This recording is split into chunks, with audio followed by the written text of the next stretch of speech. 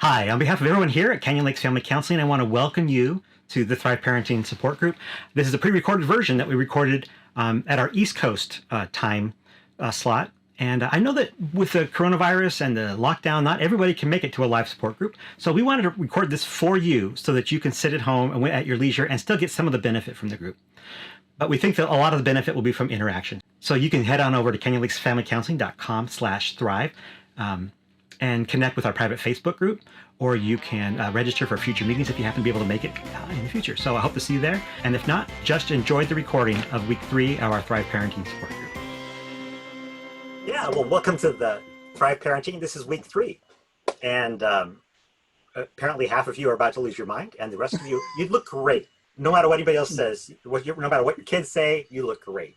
Good to see you guys tonight. We have a really fun and exciting group tonight to talk about school stuff, which seems like it's the questions that keep coming up and over and over. So our host tonight, Jenny Lynn Owens, my beautiful wife and author of the book Dancing with the Porcupine, is going to lead us with a panel of educators and administrators from around the country, so we can just ask your questions. Not only, guys, for the people who are here tonight, but we are starting to publish the portions of this on Facebook and in our YouTube channel and in our Canyon Lakes Family Counseling webpage. And so it's getting out there for a lot of people. So thank you so much for being here tonight. But so Jenny, take us away and lead us tonight. All right. Well, I just wanted to start out by introducing our panel. I have your bios, but I want you guys to, tell a little bit about yourself. So first of all, we have Judy Victory, and she's in Florida. So Judy, tell us a little bit about yourself. Hi, my name is Judy. I am a foster and adopted mom. My son is 22, and I did foster care and cottage parenting at residential facilities for about 15 years. And right now I'm in the principal of a residential facility. My background is in education. I was a homeschool mom and got my master's in math ed. So our school runs about 45 kids. They are residential normally. Because of the COVID virus, we had to send them home. And normally we don't do any online learning. So we have created packets of work, and then we're doing some online learning and implementing Zoom and trying to come up with how do we do that with our behavioral needs students. That's that's the question of the week, huh? Now we have Chris Hanson, and she's from Washington State. Hi, I'm Chris, and I have been in education since 1987, taught for a long time, and then I shifted to administration. I'm a first-year principal out at Benton City, which is a small rural school outside of Kennewick, and yes, we are in the process of trying to figure out how to meet those and not overwhelm people, and try to make it equitable, because we have high poverty, so it's also kind of interesting to try to figure out how to reach kids that can't be online, and then how to shift packets, and it's just like it's day by day. But yeah, I've also had some experience. I have 4 grown children, but I've had some experience working with special needs kids, behavioral and autism programs and things like that. So have some background in that a little bit.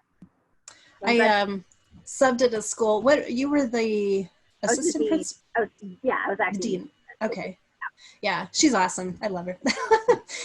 We worked together at the school I was there for like a month. That was really awesome. And then from the East Coast, we have Leah. Now, is it Blows?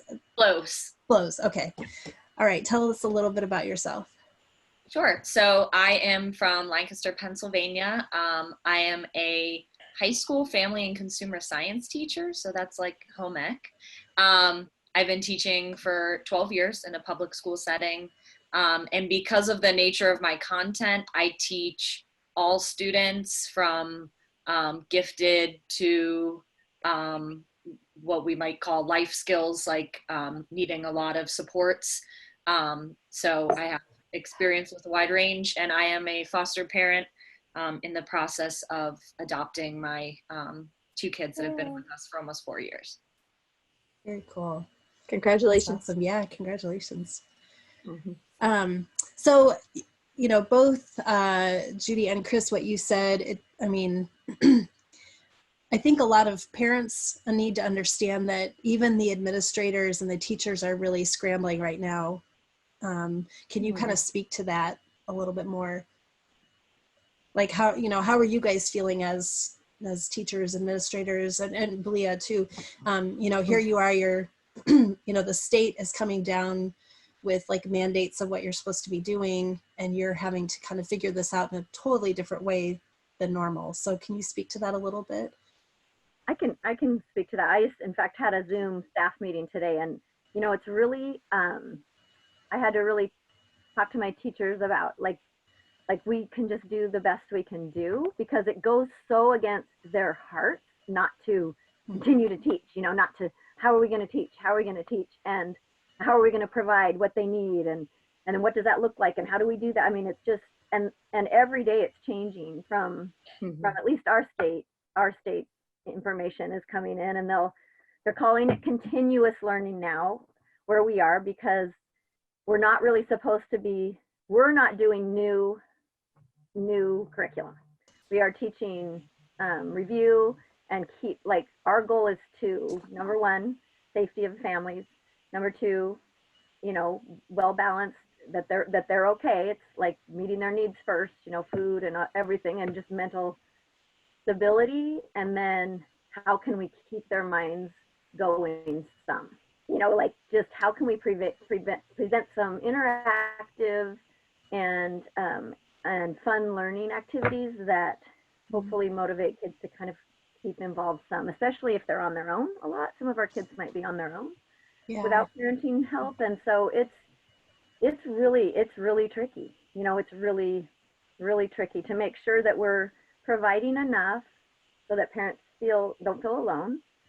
But then just always, and I'm just trying to keep in mind all the time that the anxiety levels on people are so high that we can't, my goal is not to contribute to that. And so it's like that, writing that fine balance.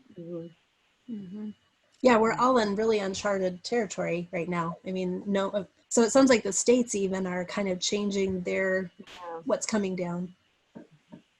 Yeah, I was going to say, like, even today when we just got a new mandate yesterday from our governor. And so it was like, okay, so what does this mean for us when we get the letter, from the government that says exactly what we're supposed to do? And basically it says, we don't really know. I mean, in like really fancy words. And then it says, send us your plan, and then we'll tell you if it's good enough for you to stay eligible for everything. And you're like, well, and that's so different, because normally they're so strict about everything that we have to meet. And so you're trying to make sure that all your curriculum is meeting all of their guidelines. And now it's like the exact opposite. So we're doing something similar as Chris, is emotional health and safety of the children and families. And then we're trying to let our parents know, like, how can we support you? We don't want to add to your burden. I think a little bit of our troubles are parents. We have about 40 families, and we have a really tiny staff, and they're all different. Like one family, they've got only 2 kids and they want them working like 6 hours a day. So they want tons of work. And then we've got one family whose mom just had a baby and he's by himself all day and he has no internet access. And she's like, I don't want anything. Just let him be with his uncle and his family. And so you have like this huge, wide needs that you're trying to meet to fit in those 2 parameters. How do we keep them all emotionally safe and healthy? And then how do we provide support without adding extra burden to them, like Chris was saying?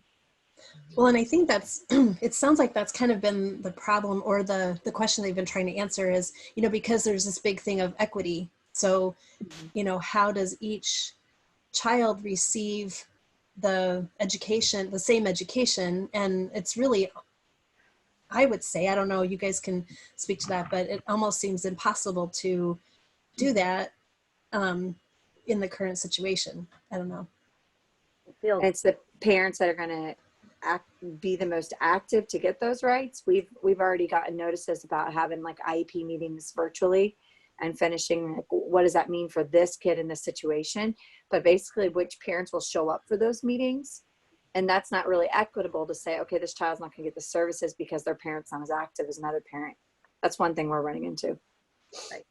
Yeah. Well, and then like you said, the poverty situation. So, depending on, if they have access to internet or computers Food. or food. Yeah. I mean, that's, Leah, do you have anything to add to that? Just kind of echoing that idea that like what I'm hearing from my principal and superintendent is go easy, like as teachers, go easy on yourself. And so that's what I would say to parents is this is, like you guys have already said, this is uncharted territory. I kind of see this as as school districts, we're trying to provide education so that kids can at least finish out the year. And we're just kind of, I don't want to say meeting the bare minimum because that's not really, but like, it's like you guys have pointed out, it's probably not going to be to the standards that they would be getting in the classroom. And I mean, teachers, people in education care about people. That's why they're in that field. They care more about the well-being of your kids and your family than they do about them completing the work. I mean, I think 99% of your teachers, that's how they feel. So I would just give yourselves a lot of grace. I will say that we've had a few parents reach out to us and say, in your one-to-one meeting, can you tell my kid to sit down and do his work? Like, he won't listen to me. So, but he'll listen to you guys. Will you tell him? I'm like, sure, we'll be the bad guys. So some of the parents are saying, hey, we need you to come in and back us up and say, hey, this is what our family is doing is from 8 to 11. We're doing school. So you better be sitting down because your teacher's going to be Zooming you at 11. So even just kind of being like the bad guy for the parent, that's happened quite a few times too. That's interesting. I read something that really struck me at the beginning of this because it is just so, well, it's just so anxiety filled with just knowing what's the right thing to do for everyone and making sure that we always keep it kid centered. Like, what's the best thing for the kids? I can't be doing what makes me feel better or just what makes my teachers feel better or what makes the state happy. Like, what's the best thing for our kids? And I read this article about Hurricane Katrina kids and how when they went through that, they were done. Like, because there was nothing they could, like, there was no services available, and that they're fine. They're doctors and they're lawyers and they're teachers and these kids are fine. Like, so this person was just like everyone can just breathe. Like, we are doing more than they got ever, and they are still fine. So we have to remember that even if we're doing a little, even if we're just trying to keep kids' brains thinking, even if they just read every day, and talk about what they read, and then we're gonna be okay. It's not gonna be the same, and it can't be the same because this has never happened. So we have to try to just kind of say, okay, if we do a little bit today, that's gonna be okay. Yeah. I think that's so true. And honestly, I think one of the things we talked about the first week was just how, kids can learn in different ways. And maybe this is even an opportunity to, have our kids learn in different ways. At school, they can't be as active as they can be. And how, we had an occupational therapist here last week who was talking about ways to keep kids, active and, when they're inside. And so maybe this is a really good opportunity to incorporate some of that kind of thing into our schedules for these kids. So what would you say to the parent who is trying to decide which direction to, a lot of the questions that we're getting, am I required to follow everything that my teachers are sending? What is it okay for me to decide that this isn't really good for my child to keep trying to do, 6 hours of school every day or whatever they're trying to do? What would you say to that parent?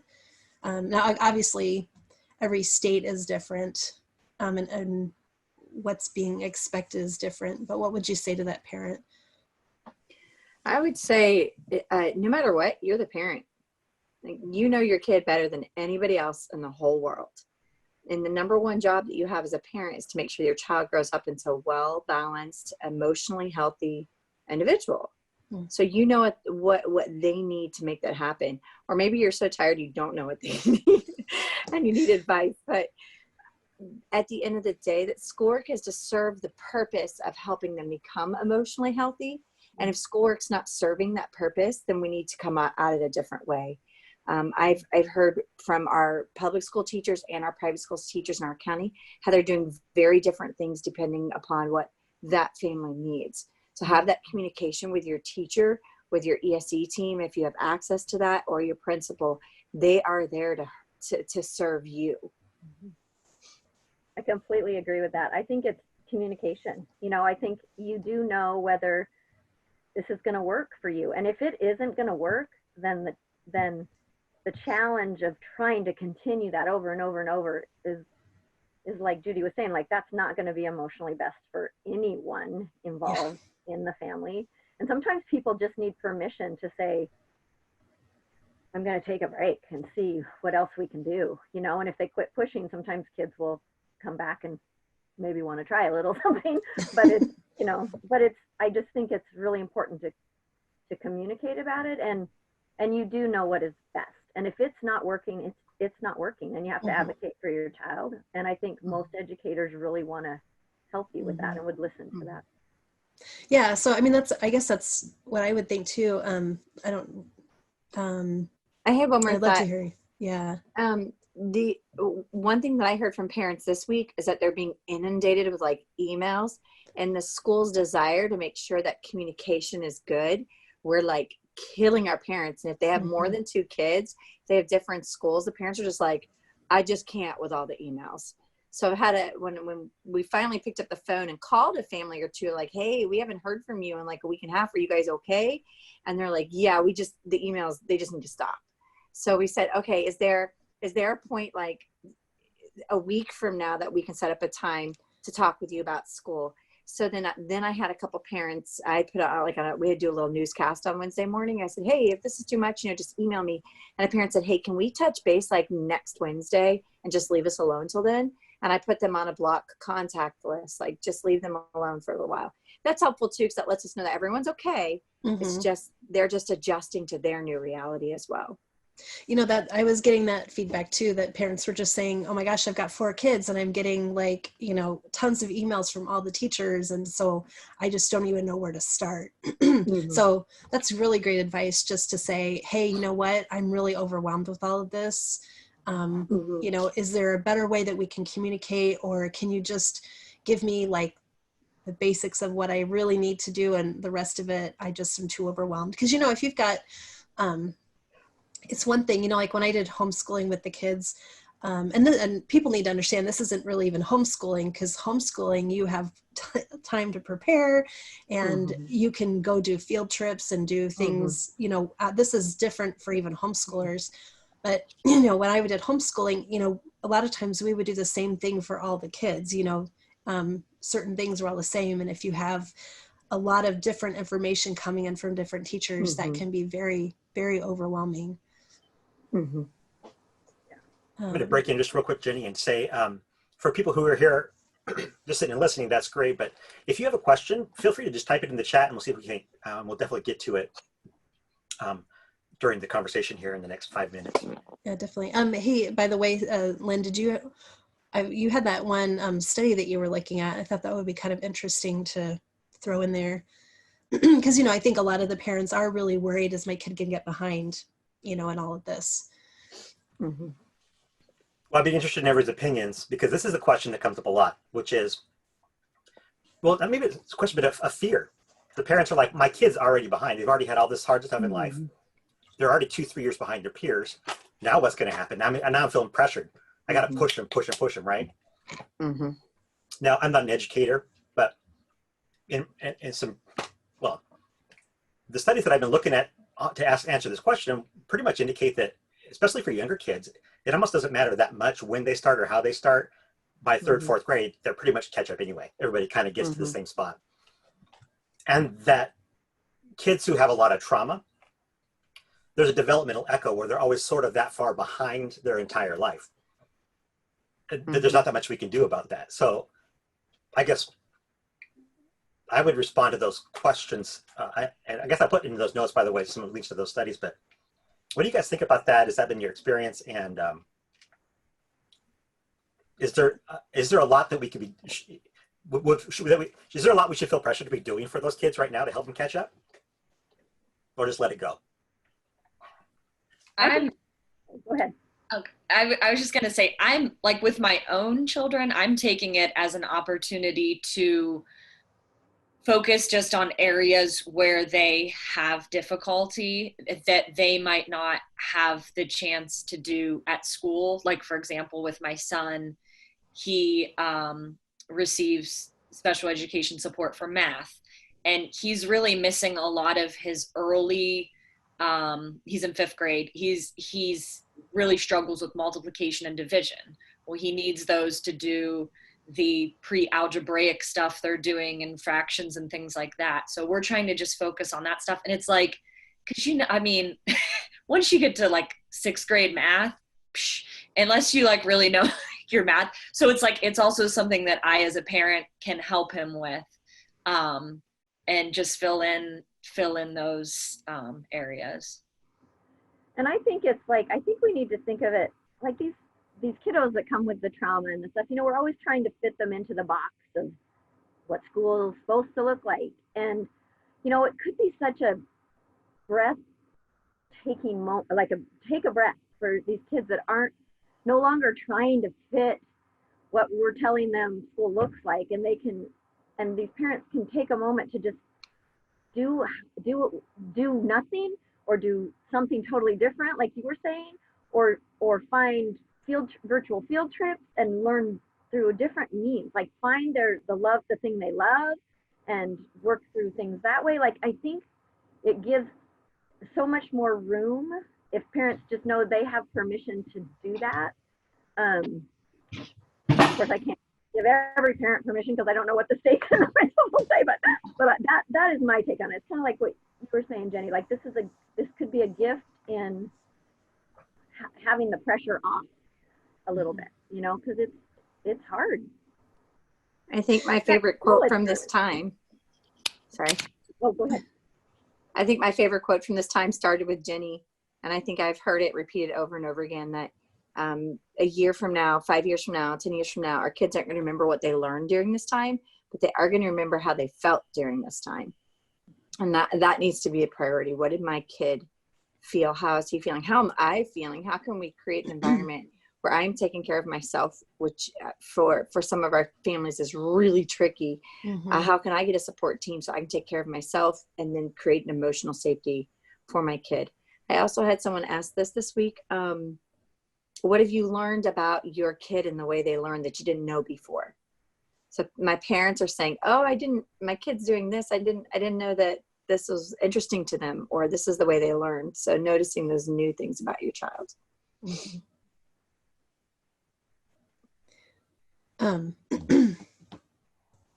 Hey, Lynn, I can answer that chat question too. Please go for it, Judy. Okay. Want to read it and then answer it? You're going to read it or me? No, go ahead. You read it and then answer it. That's a good question. Okay, hang tight. Says, all joking aside, the math. If we are teaching the way we learned, are we going to mess it up for future learning? So I can just give you a lot of experiential and anecdotal and a little bit of data. I have a master's in math education, and what my program does here is we bring kids in from 3rd through 10th grade who are not functioning well in a classroom setting or at home, and they live with us for about 18 months. So we do a diagnostic test when they come in. All of our curriculum is like old school curriculum, like old, like 1970s kind of curriculum. So we're doing all the math that we grew up on. And every single one of our kids that has taken up through our pre-algebra classes, they have all taken, our high school students that have finished Algebra 1 have taken the PERT test, which is our requirements to get into community college. And even after 1 year of Algebra 1, they've all passed it. So the point is that when we go back and we hit those foundational math concepts that they missed, because when you have kids from hard places, there's these gaps in their learning. And our goal is to figure out what those gaps are and kind of fill those foundations in So when they matriculate back to the public school, they're successful. Our kids are being hugely successful in the Common Core after getting what we would consider very old school math foundational concepts. So no, I think at this point, you're only going to make your kids stronger at math. Drill those multiplication tables, do all kinds of fun games with them. That's the only thing you do is throw multiplication flashcards at each other every time they get them right. Excellent math day.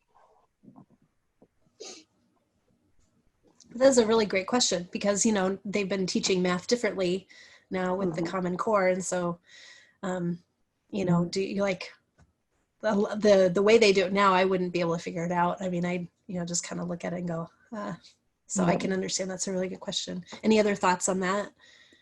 My daughter is in second grade and math is what she loves. And she's really struggles with reading and spelling, and math is what she really enjoys. So I don't want in any way she's almost teaching me, and I'm just, if I could see the answer, I can almost help her get there. You know, she's kind of telling me how they're doing it, but I really want to make sure that it's something she's very confident with.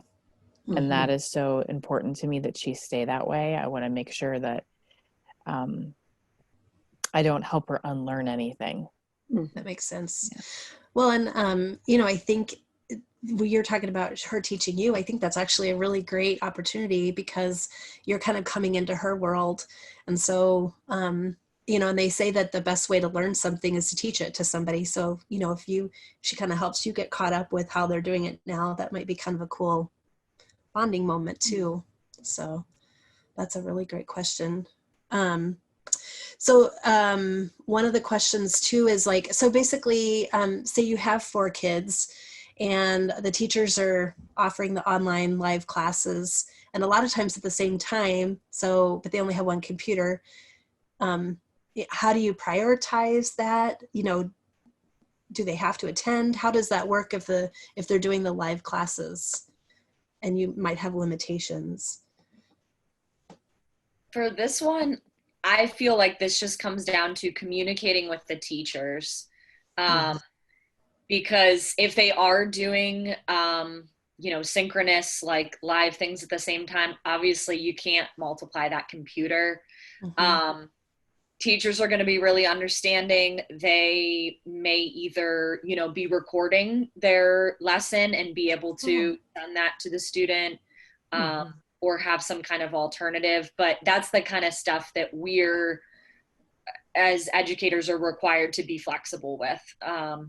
Yeah, and really, if that is the case, if they're requiring students to be on it at certain times all at the same time, they really should be providing some kind of an electronic device too, so that they're not all having to depend on one computer. Well, and they might not know, you know, like every teacher's kind of in their own little, okay, I have to do my providing, you know, and so unless you communicate and say, we can't do that, then they'll go, oh. That time doesn't work for us.